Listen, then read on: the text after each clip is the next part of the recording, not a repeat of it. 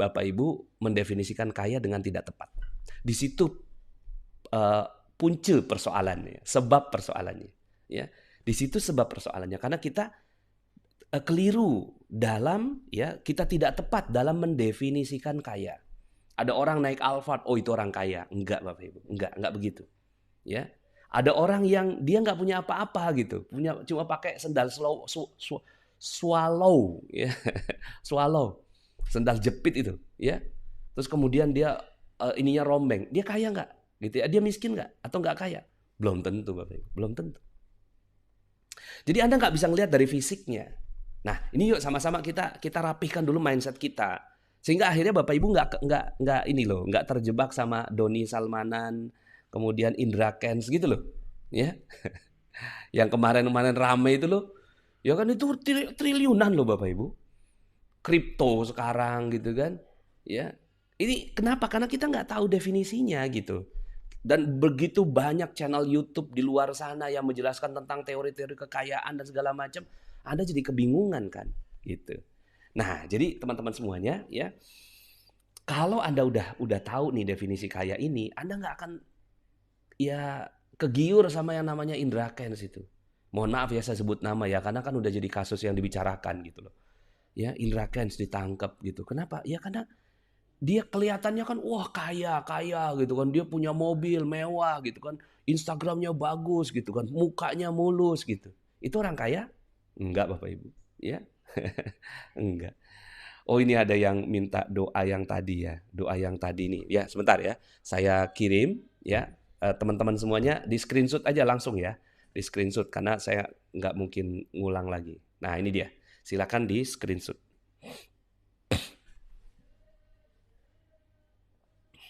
Ya, silakan di screenshot ya. Ini doa yang dikasih oleh guru saya kepada saya. Jadi kalau ada yang mau Pak Nas minta ijazah doanya ya dengan ini saya ijazahkan doa ini ya. Dan saya tidak mungkin mengijazahkan doa yang saya belum mencintainya. Ini karena saya sudah mencintainya, saya sudah menghidupinya, maka ini doa yang dikasih kiai ke saya. Allahumma ya farijal ham wa ya kashifal gham wa ya mujiba da'watil muttarrin rahmanad dunya wal akhirah wa rahimahuma anta tarhamuna farhamna rahmatan tughnina biha ar-rahmatika man siwak. Nah, itu ada teks bahasa, ada teks ininya ya, Arab, ada transliterasinya ya, kemudian ada artinya di bawah ya. Oke, sudah di screenshot ya, sudah ya. Cekrek gitu aja. Nah, udah. Nah, saya akan hilangkan lagi ya supaya kita fokus ke materi. Oke, nah sekarang ya kita mau definisikan kaya-kaya itu seperti apa Pak Nas. Nah, yuk sama-sama kita masuk ke grafik ya. Grafik ini grafik yang akan saya sampaikan kepada Bapak Ibu semua. Ini benar-benar saya tuh Bapak Ibu ya, dengan grafik ini saya jadi betul-betul paham yang namanya kaya itu apa gitu. Jadi definisi kaya itu benar dan kita bisa meraihnya ya. Nah, jadi saya ini kan dengan balok ini Bapak Ibu ya. Saya bagi atas bawah ya. Kemudian ini ya. Dan nanti saya mau kasih PR sama Bapak Ibu, boleh nggak? Bapak Ibu harus bisa menjelaskan ini ke orang-orang. Misalnya nih, istri dengerin kajian ini, maka jangan kasih video ini ke suami tapi Anda yang jelaskan grafik ini ke suami gitu.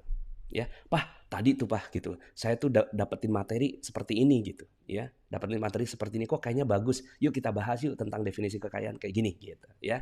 Jadi tantangannya adalah PR. PR-nya adalah Anda menjelaskan ini ke keluarga Anda. Ya, secara ambil kertas, tulis, coret-coret gitu ya. Ya, jadi supaya semua jadi paham tentang kaya dan tidak kaya. Oke. Saya pakai warna merah sekarang ya. Jadi orang yang tidak kaya itu alur keuangannya begini Bapak Ibu. Oh ya, ini saya jelaskan dulu. Yang ini apa? Yang ini yang atas ya, ini adalah income. Ya kan? Yang ini outcome atau expense ya, bukan outcome. Expense kalau bahasa Inggrisnya. Jadi income sama expense. Income itu adalah uang masuk, expense itu adalah uang keluar. Nah, yang kanan kiri yang ini adalah beban, pakai bahasa Indonesia aja deh. Kalau bahasa Inggrisnya liabilitas. Yang di sini aset atau bahasa Indonesianya harta. Gini ya. Nah, ini pelajaran apa ini? Pelajaran akuntansi sederhana ya. Pelajaran akuntansi sederhana. Supaya Bapak Ibu jelas dan akhirnya nggak mudah ke apa? Bahasa magnet rezekinya apa ya? Nggak mudah silau ya dengan orang yang katanya kaya gitu ya. Karena kita tahu bahwa kaya tuh nggak mungkin begitu gitu ya. Definisi kaya tuh nggak gitu. Nah, kita mulai dari warna merah. Orang yang nggak kaya itu alur keuangannya seperti ini Bapak Ibu. Begini, masuk di expense, lalu keluar. Ini namanya, mohon maaf ya pakai bahasa umum, poor. Jadi orang yang poor, orang yang nggak kaya, itu adalah orang yang alur keuangannya itu nggak ada yang masuk ke bawah. Dia hanya masuk ke income expense gitu ya.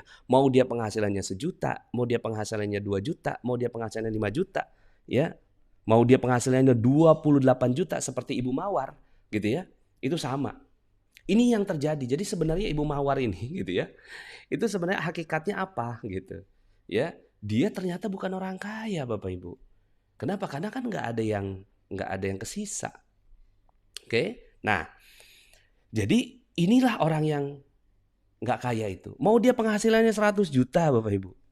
Ya, kemarin tuh ada di YouTube saya ngelihat ada kajian tentang nih teman-teman yang banyak startup yang kemarin-kemarin tuh kayaknya hidupnya glamor, ngopinya di Starbucks dan segala macam sekarang dipecat-pecatin, ya kan? Dipecat-pecatin nggak ada startup lagi sekarang. Kemudian ada yang cryptocurrency, ini jatuh. Kemudian ada apa namanya tuh Instagramable itu loh, artis-artis Instagram itu. Itu banyak yang sekarang ini dia masuk dalam poor. Kenapa? Ya karena penghasilannya 5, keluarnya 5. Ya, penghasilannya 10, keluarnya 10. Nah, sekarang coba tanyakan pada diri sendiri. Nggak usah ditulis di komen, nggak usah tulis di chat ya. Kita nih masuk golongan ini nggak? Ya, kalau kita nih Pak Nas ya gajinya 5 koma Pak Nas, tanggal 5 sudah koma gitu.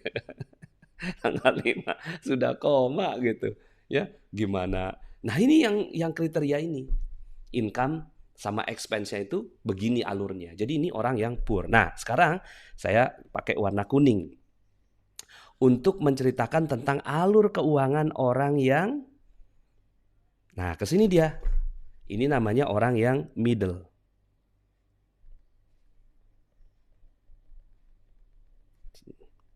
Orang yang middle class. Orang yang middle class. Orang middle class itu ya selebgram ya, selebgram. Nugen TV nih ikut nih. Wah, ternyata nyimak juga abang kita, ya. Nah, jadi ya, ini yang warna kuning nih, ya. Orang middle tuh beli apa? Nah, beli liabilitas. Apa bedanya? Ya, apa bedanya harta dengan beban? Bedanya di sebuah kata. Namanya cash flow. Oke. Kalau cash flow-nya out, dia adalah beban. Kalau cash flow-nya in, itu adalah harta. Gitu. Ya.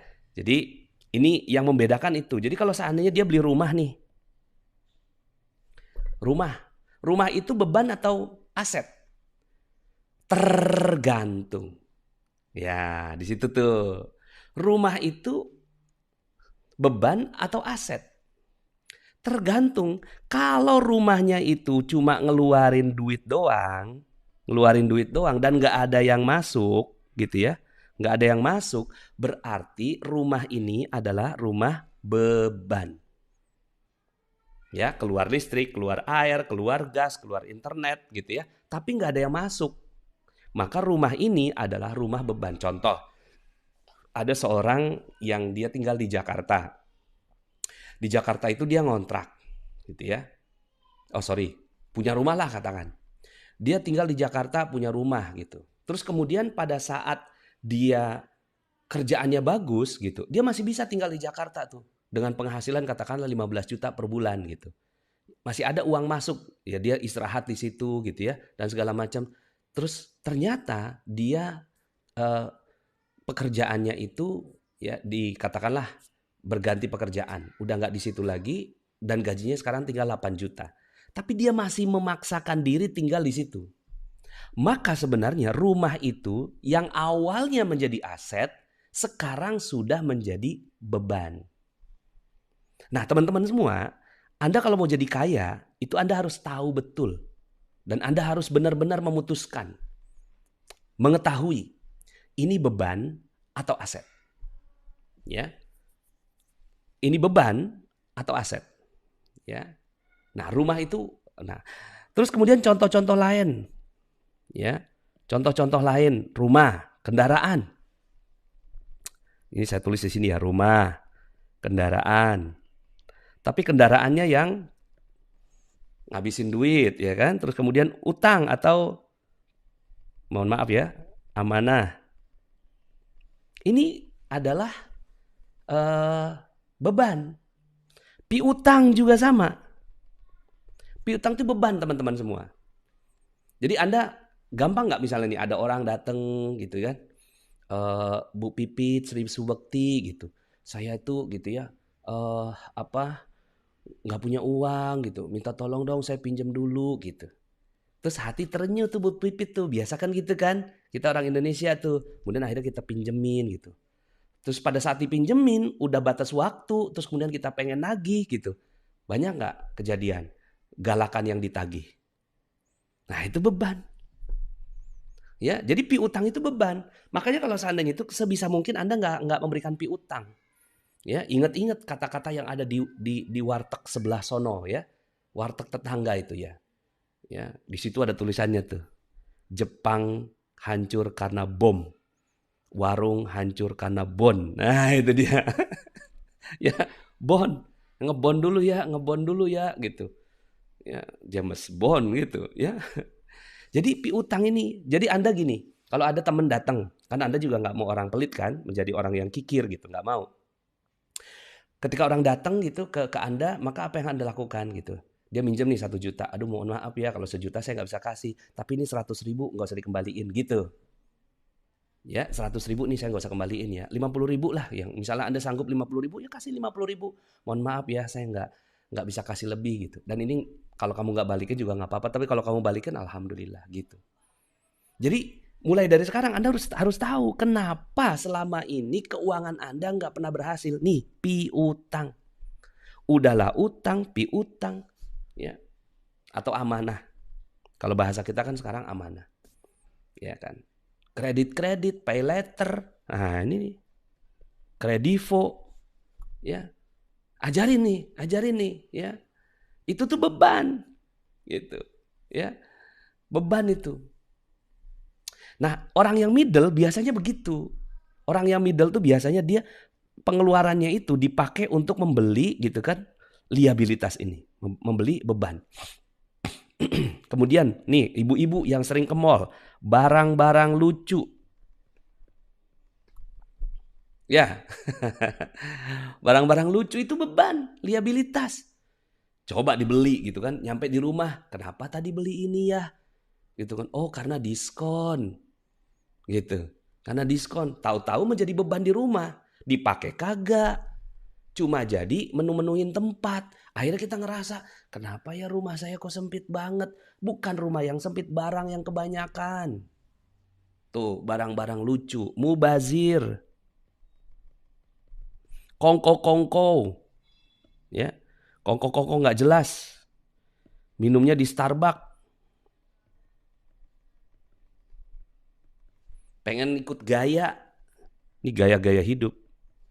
Makanya obat dari ini ya, Bapak Ibu silakan dengerin audio saya berjudul Jurus Kerangkeng Uang. Kerangkeng uang. Anda harus kerangkeng karena uang itu seperti hewan yang liar. Ya. Hewan itu ya seperti uang itu seperti hewan yang liar. Kalau Anda nggak kerangkeng, dia pasti pergi Bapak Ibu. Nah begitu juga dengan uang itu. Anda harus mengkerangkeng. Jadi udah jelas ya di sini. Terus kemudian Bapak Ibu di sini riba. Nah ini ada yang namanya tangible liabilitas, ada yang intangible liabilitas. Tangible ini artinya yang ketahuan. Yang memang kelihatan gitu barangnya itu, beban yang kelihatan. Tapi kalau ada beban-beban yang nggak kelihatan dan bahkan kadang-kadang kita nggak tulis itu, gitu. Seperti misalnya sekolah anak.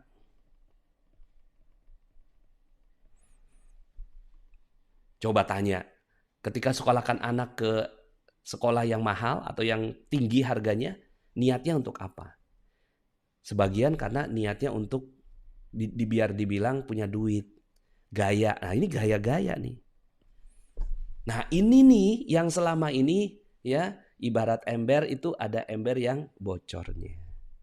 Beban liabilitas. Ini yang terjadi pada si Bu Mawar tadi. Ya, yang terjadi pada Bu Mawar. Ini ada yang testimoni nih, bubble milk tea. Ini saya juga ngalamin gara-gara piutang saya jadi punya amanah ke orang. Ini dia. Makanya mulai dari sekarang udah deh piutang udah lepas. Kalau saya udah nggak punya piutang lagi. Ya. Semuanya cash and carry. Kalau kamu mau gitu kan beli barang saya cash, ya kan? Beli barang saya cash. Kalau kamu mau minjem sama saya, maaf, saya cuma bisa kasih gitu kan. Sekian gitu ya. Jadi udah nggak ada piutang, nggak ada pinjaman, nggak ada, enak gitu, hidup enak gitu. Ya, hidup nggak ada konflik. Gitu ya. Jadi bisa dipahami. Nah, sekarang kita kan mau jadi orang kaya. Nah, orang kaya itu alur uangnya itu dia ada keluar juga. Jadi ada uang masuk, ada uang keluar. Tapi setelah itu dia ke sini Bapak Ibu. Ke sini nih. Ke yang namanya harta. Dia nggak mungkin beli beban. Dia nggak mungkin beli beban. Jadi orang kaya itu gitu ya.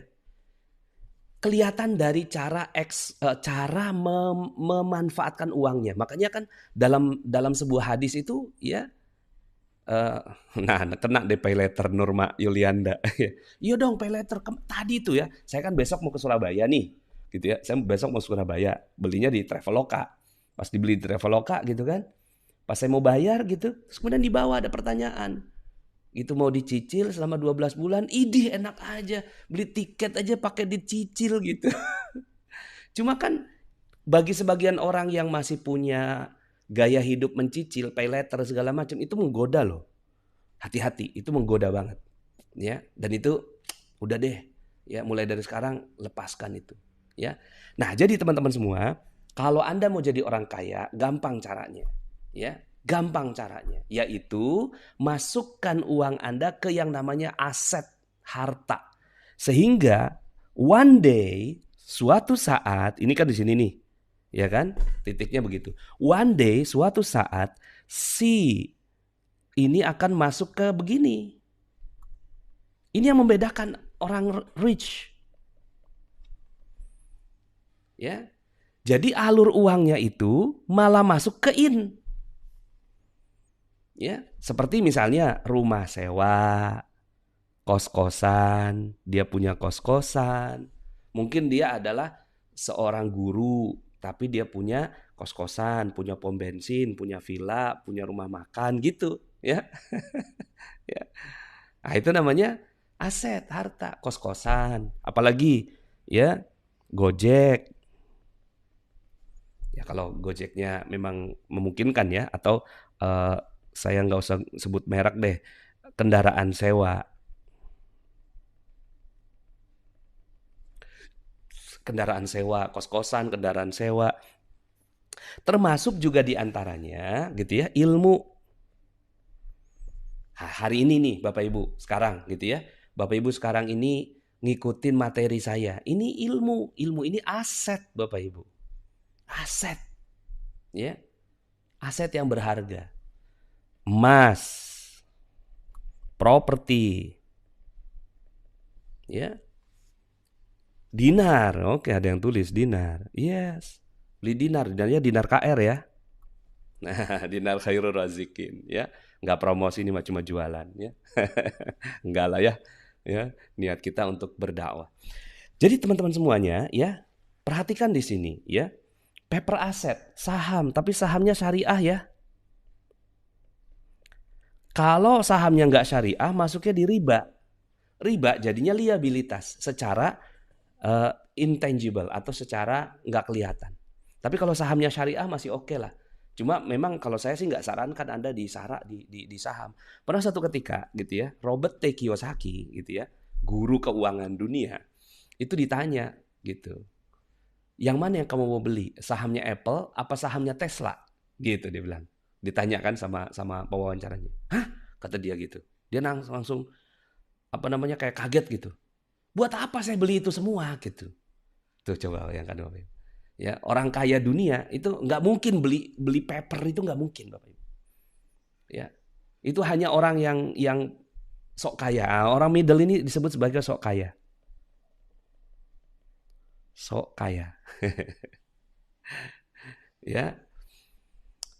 Jadi beli aset, beli stok itu udah bukan merupakan opsi bagi orang yang sebenarnya kaya gitu. Dia tuh pasti membeli aset real yang bisa dipegang gitu Bapak Ibu. Ya, boleh desa wisata, boleh beli kebun, ya kebun yang menghasilkan, ya kebun-kebun yang menghasilkan. Nah, jadi Bapak Ibu sebenarnya Anda bisa mulai kaya dari sekarang. Jadi jangan nunggu nanti 5 tahun lagi baru Anda kaya. Ini mindset yang harus Anda ganti hari ini. Ya, jadi kalau ditanya kapan Anda mau kaya? Today. Coba tulis di komen. Ya, kapan saya mau kaya? Hari ini. Nah, tulis ya. Kapan saya mau kaya? Tanda tanya, jawab sendiri. Hari ini. Yes, today. Hari ini. Hari ini Anda kaya. Udah langsung kelihatan gitu loh Bapak Ibu. Orang kaya itu dari apanya? Dari expand-nya. Ya, wah insya Allah saat ini. Yes, kaya. Kapan saya mau kaya? Hari ini. Yes. Keren ya, di chat ini langsung cek gitu ya. Today. Today is the day. Hari ini adalah hari di mana Anda kaya. Jadi mulai kayanya itu the mindset dulu. Mindset bahwa Anda beli gitu kan sesuatu yang memang Anda pegang. Jadi barangnya tuh barang yang real. Jadi jangan mau digoda-goda beli kripto. Ya, kripto tuh bukan aset Bapak Ibu. Kripto tuh di sini. Ya. Kripto tuh saya mah agak aneh aja gitu. Orang yang ya pokoknya Anda belajar deh dengan orang-orang kaya dunia gitu. Ya memang ada yang muslim, ada yang nggak muslim gitu. Cuma memang mereka mindsetnya tuh bener. Nah termasuk nanti di sini ilmu-ilmu ibadah jadi aset kan. Rumah yang baiti jannati. Rumah kalau ribut melulu, di dalamnya ribut melulu, itu rumah beban namanya. Tapi kalau rumah yang ketika Anda pulang ya ke tempat itu Anda merasa tenang, Anda merasa dapat inspirasi gitu. Itu adalah rumah yang aset. Jadi Anda sekarang sudah mulai bisa membedakan apa itu aset, apa itu liabilitas. Sekolah anak bisa jadi aset. Asalkan Anda betul-betul niatnya benar. Oke? Nah, saya mau mereview. Nah, ini orang yang poor, orang yang nggak kaya.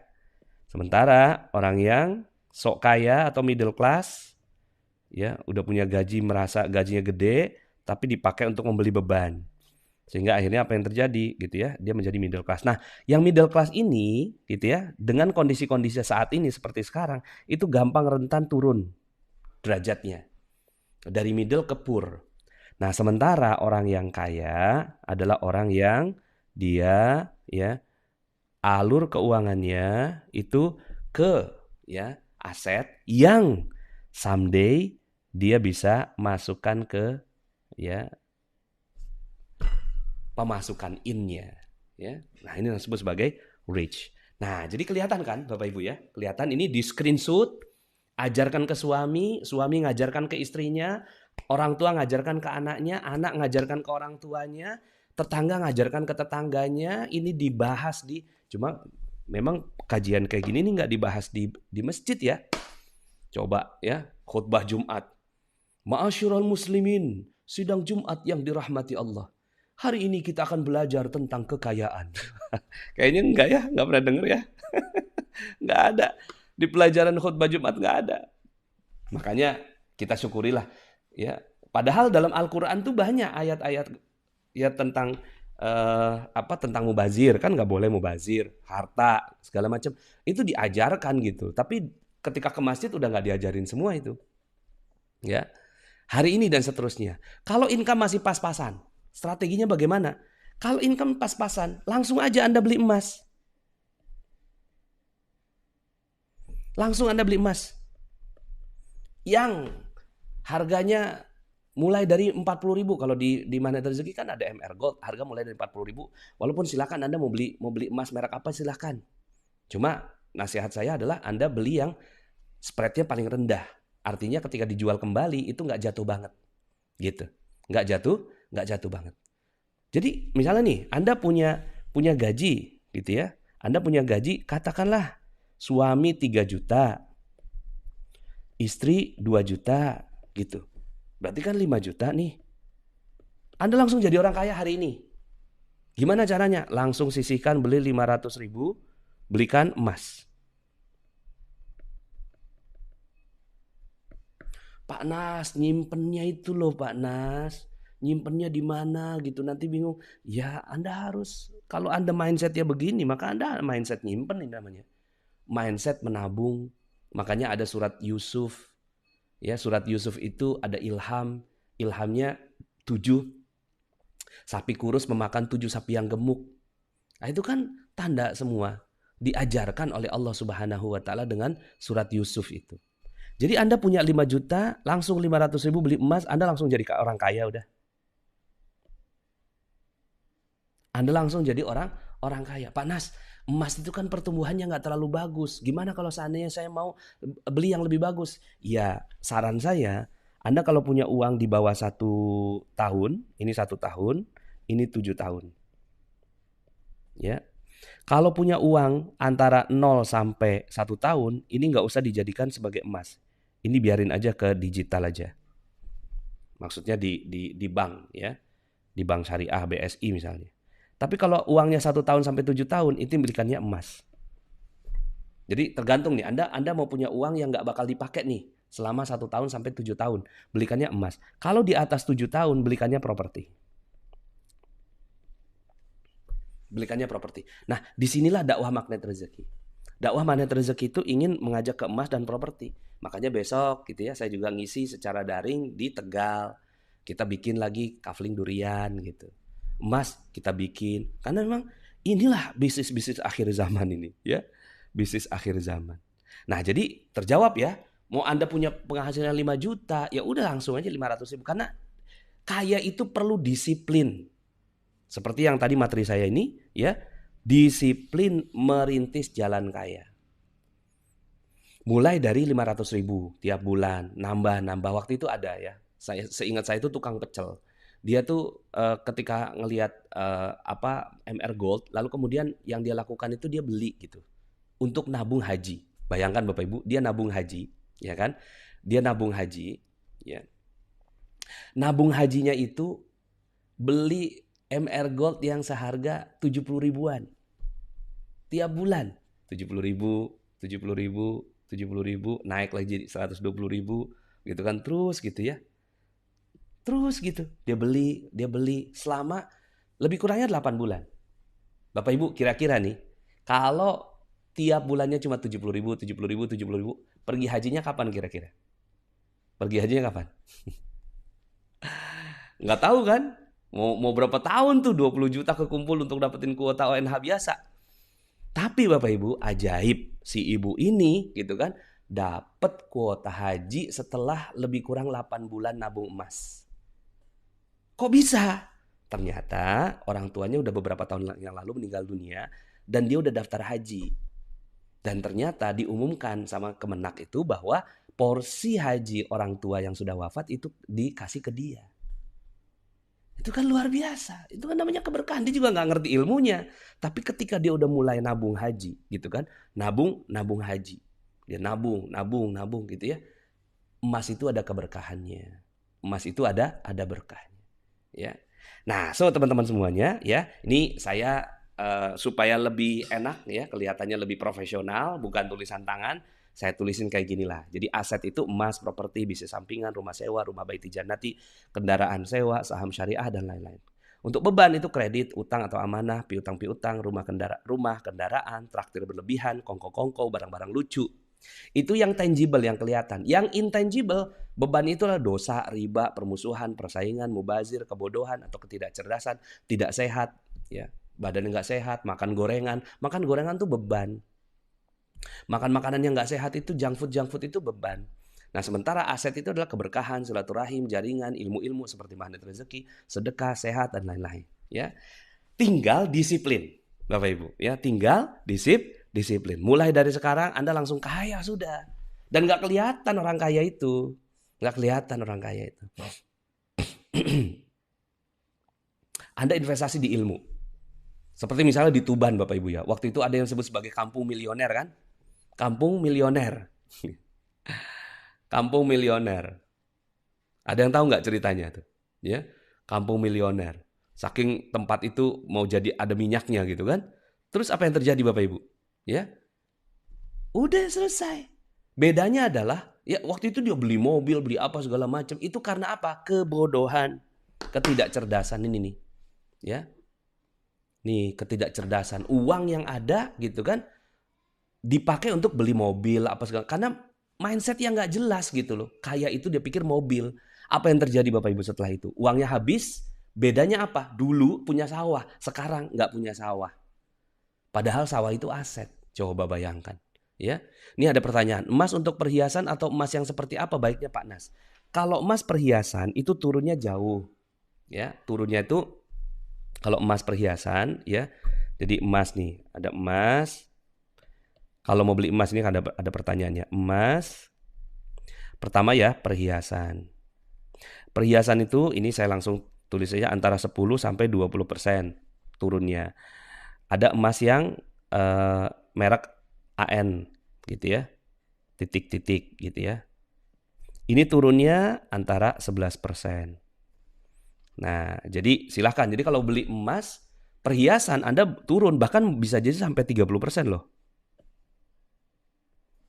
Makanya beli perhiasan ala kadarnya aja, ala kadarnya gitu. Nah, kemudian ini AN titik-titik gitu ya. Nah, kalau DKR ya, ini turunnya antara 3 sampai 7%. Ya. Nah, untuk investasi Anda pilih yang spreadnya paling rendah, yang paling bagus ya. Yang paling bagus adalah yang spreadnya paling rendah, bukan harga belinya, tapi harga dijual kembalinya. Nah, nanti kita bahas itu di kesempatan yang lain. Hari ini kita bicara ini dulu ya. Jadi Bapak Ibu ya, sekarang sudah tahu bagaimana menjadi kaya? Udah tahu dong, ya kan? Udah tahu ya. Jadi dari sini akhirnya kita jadi tahu, oh ini toh. Ya, ternyata ilmu agama dengan ilmu finansial itu selaras Bapak Ibu. Ilmu agama itu kan ngajarin kita nggak mubazir. Ilmu agama itu kan ngajarin kita berilmu. Ilmu agama kan ngajarin kita untuk punya emas, punya dinar. Ilmu agama itu kan mengajarkan kita untuk gitu ya, menabung. Itu kan ilmu agama semua Bapak Ibu. Ternyata itu match dengan ilmu finansial. Ya. Nah, mulai dari sekarang kalau seandainya Bapak Ibu merintis nih, disiplin tiap hari Anda mindsetnya itu aset beli, pas ketika beli sesuatu ini bakal memberikan imbal balik nggak ke saya gitu, kalau nggak memberikan imbal balik nggak gitu ya. Ada pertanyaan nih, Pak Nas, jadi emasnya adalah DKR ya? Iya, takutnya kan kalau saya ngomong kayak gini kesannya jualan gitu ya.